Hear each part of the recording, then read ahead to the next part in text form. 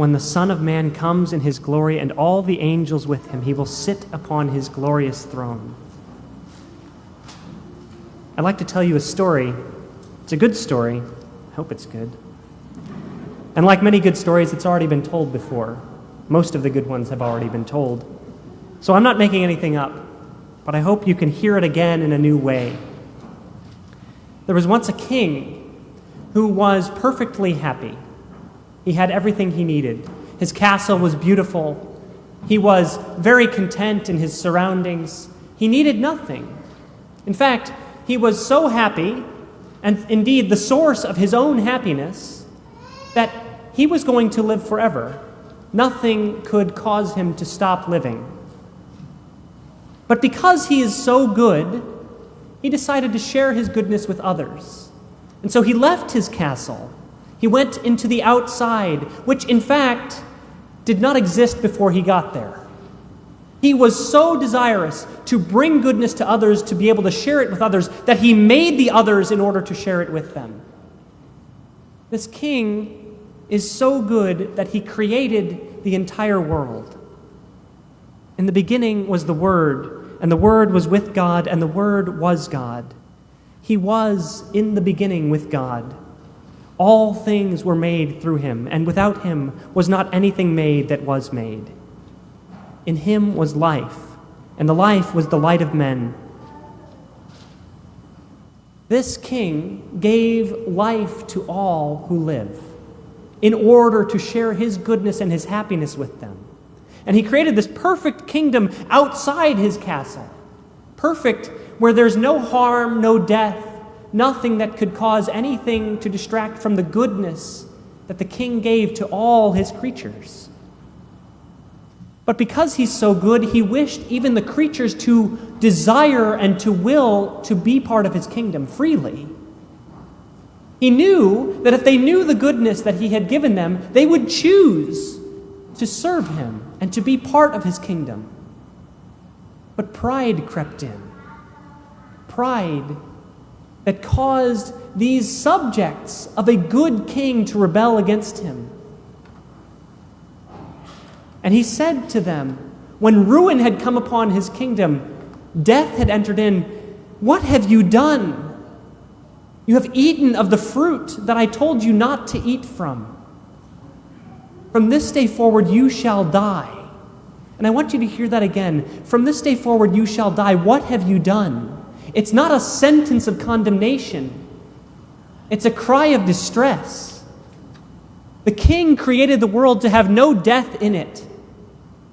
But his creatures chose rather to die than to serve him. They chose to see him rather than as a king, to see him as a tyrant. They chose to think of him not as their emperor, but as their dominator. To see him not as their Lord, but their enemy. And the rest of the Bible, from Genesis 3 to Revelation 21, is the story of him going about setting it right. Because the light shines in the darkness, and the darkness has not overcome it. So the Lord, the King, sent his messengers to prepare a people because sin, pride, had blinded his people, and they could not even recognize him. They were scared of him. They fled from his approach. So he gently sent his word into the world through means of messengers over thousands of years to prepare a people to be able to receive him when he came, to fix, to set right what had gone wrong. For thousands of years he sent his prophets, his messengers, to prepare this people so that their blindness could be illuminated by the true light, so that their wills, which had fallen into corruption, could be set right again and desire the good, because desiring the good, they would re-enter his kingdom. And finally, when this people was ready, when it was time for him to come himself, there was a man sent from God, the last of the prophets, whose name was John. He came for testimony, to bear witness to the light, that all might believe through him. He was not the light, but he came to bear witness to the light. The true light that enlightens every man was coming into the world. He was in the world, and the world was made through him, yet the world knew him not. The great tragedy of creation, the great tragedy of the fall. He came to his own home, and his own people received him not. But the tragedy doesn't end there, because the King is all-powerful. But to all who received him, to all who believed in his name, he gave power to become children of God, who were born not of the blood, nor of the will of the flesh, nor of the will of man, but of God. The King, who was perfectly happy in himself from all eternity, came to create the world and share his goodness and his happiness with everyone. He made us sons of earth, destined for earth when we were first created. And the redemption that he has wrought is an even greater act than the creation of the whole universe. Because in the redemption, he made us not sons of earth, but sons of heaven. We have a heavenly destiny now that he has come to redeem us. This kingdom is in our midst because the Word became flesh and dwelt among us. He's here in this tabernacle, the King of the universe, whom we will see face to face when he reigns in glory and we are brought before his heavenly throne, is already here. His kingdom is now. And you are his members. You have received the grace of redemption. You've received the grace of adoption. You are citizens of heaven. You are no longer citizens of earth. And that means that you are his soldiers. You are his emissaries. You are his servants. And to be a servant in the court of the great King of the universe is the greatest dignity you can have. But not all are his servants. Many are his enemies, which means you must be a soldier for Christ. You must wage the battle against the enemies. You are his emissaries to bring the good news of salvation to the ends of the earth. And these two roles go together because the soldier of Christ does not fight with weapons like a sword or a spear. He fights with prayer. He fights with the gospel. He fights with the grace of God that converts hearts back unto that kingdom. We are not seeking to destroy our enemies, but to convert them. They are enemies, though. The enemies of the cross of Christ are many, because many are blinded to the truth, and they must be defeated. Have no mistake, the enemies of the cross of Christ must be defeated. But the defeat of a human enemy of Christ is his winning unto the gospel. We do not defeat the enemies of Christ by destroying them, but by converting them. And this is the great benefit, the great tool, the great advantage that the Christian has in the world. Many today see the great problems of the world because the fall is still with us. Death came into the world through man, and it is still here. Sin and division broke even the basis of human society, the family, at the very beginning. There is much discord, much strife. There is much evil in the world, and there are many who seek to destroy that evil. But if they seek to destroy the evil without knowing Christ, they go about it in the wrong way, and they are doomed to failure. In our day, in our country, in this year that has gone by, there has been so much strife over racism, over political difference, over so many ills that plague our society, poverty, and the maltreatment of those who are different. The Christian has a unique contribution to make to this argument, because the Christian is the only one who knows what the solution is. The Christian has Christ, who has come to destroy sin and death. And when he has put death under his feet, the last enemy will be destroyed, and Christ will reign. The only way to destroy evil is with the goodness of the cross and the resurrection. You cannot fight evil with the tools of the world, because the world is fallen. And so, my friends, do not be led astray by those who would propose the tools of the world. This feast of Christ the King is a great reminder to us of how the church understands our destiny and our fighting against the powers of darkness.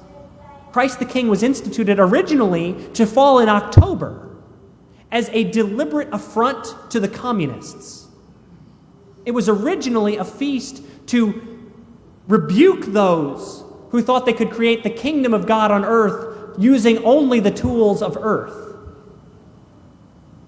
Be very wary of those who propose solutions to the various ills that plague us, and they do plague us, but who propose solutions that are inimical to the church.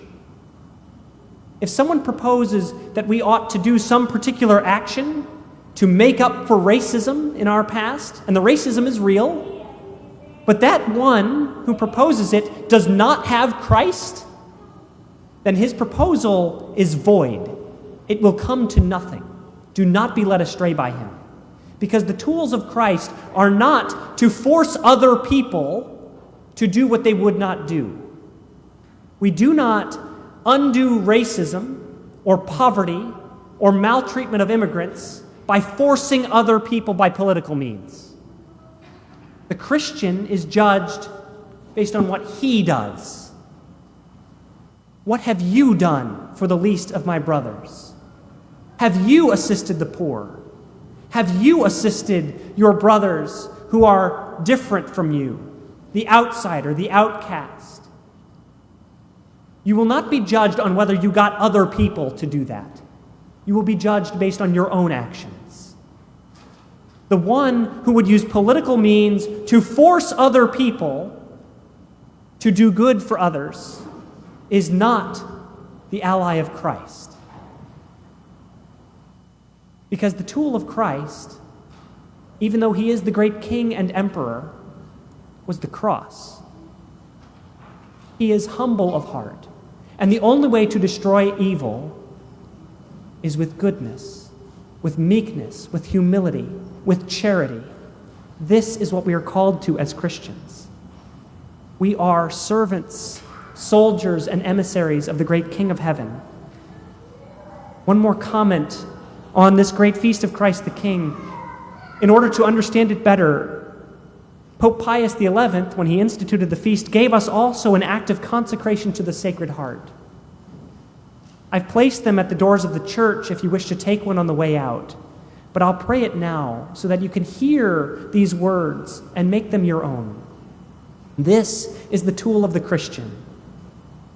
Most sweet Jesus, Redeemer of the human race, look down upon us humbly prostrate before you. We are yours, and yours we wish to be. But to be more surely united with you, behold, each one of us freely consecrates himself today to your most sacred heart. Many indeed have never known you. Many too, despising your precepts, have rejected you. Have mercy on them all, most merciful Jesus, and draw them to your sacred heart. Be King, O Lord, not only of the faithful who have never forsaken you, but also of the prodigal children who have abandoned you. Grant that they may quickly return to their Father's house, lest they die of wretchedness and anger and hunger.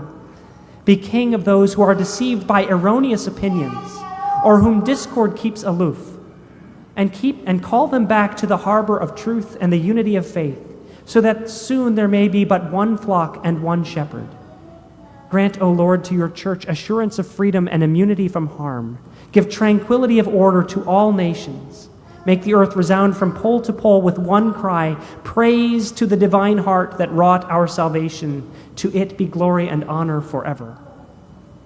The tool of the Christian is to bring Christ into the world and his humble cross and resurrection, because we have seen his glory.